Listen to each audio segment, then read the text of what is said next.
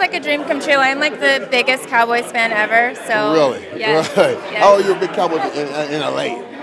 My dad's from Dallas, but America's That's team. a good man. You were a part of America's team. Right. So I mean, everyone's a Cowboys fan. Yeah, they get on us about that, but your dad was a good man. Yeah. When are we going to win a Super Bowl? When are we going to make a playoff game? Do you think anytime soon? Jerry Jones gets in the way a lot. So I don't know. You know, and people now, there's two things here. You know, and understand this first of all. It's very difficult to win Super Bowls. We were blessed. I was Amazing blessed. We teams. were blessed to have great teams Yeah. and great unity. Great unity. I don't think it's about the physical talent. I think it's about the unity that you get within a team. And Jerry does everything he can.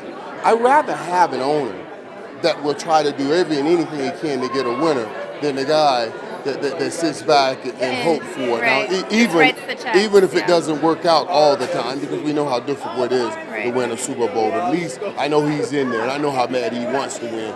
But it is a difficult thing to win. So with this event, you've played with Eric Dickerson I guess it would be the beginning of your career. Yes. And well, not with him, but you played against him.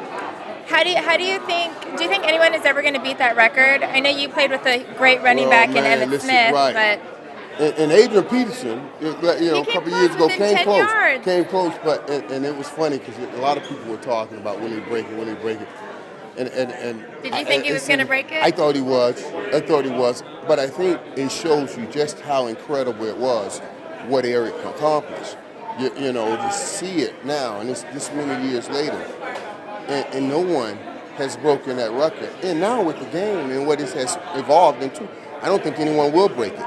You know, well, Adrian it's came more to close. passing yards. Yeah, now, that's what I'm saying. correct? So now we're throwing the ball. There's no one handing the ball off. And then when you do hand the ball off, you have a stable of running backs, not a workhorse like the Eric Dickerson was. So, yeah, he'll be, I think he's safe. He should be he should be up in the record book for quite a while. So we might be here in 20 years celebrating his 50 year. Ain't no maybe about it. We will be here in 20 years celebrating it. I just don't see it being broken.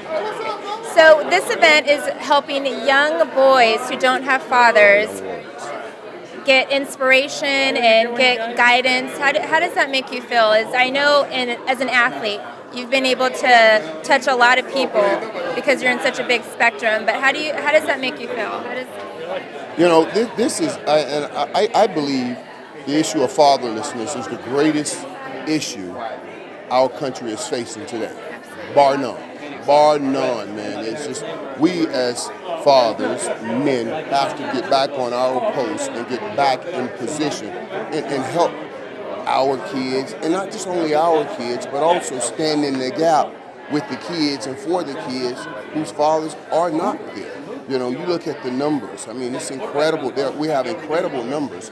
You know, 90% of the youth runaways and homeless are coming from fathers' homes. 85% of the youth in prison comes from fathers' homes. 75% of the kids in youth in dependent homes, chemical dependent homes come from fatherless homes. It's amazing. It is amazing.